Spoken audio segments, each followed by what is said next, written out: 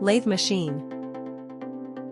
A lathe machine is used to shape materials, metal, wood, plastic, etc., by rotating the workpiece against a stationary cutting tool, allowing for operations like turning, facing, drilling, sanding, and threading to create symmetrical, cylindrical, or conical parts like bolts, bowls, shafts, and spindles, making it a fundamental tool in manufacturing, woodworking, and engineering.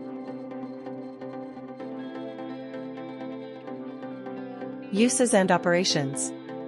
Turning. Reducing the diameter of a workpiece to create a uniform cylinder. Facing. Creating a flat surface at the end of the workpiece. Drilling. Making holes in the center of the material. Threading. Cutting screw threads onto a part. Knurling. Creating a textured pattern on a surface for better grip. Sanding/polishing.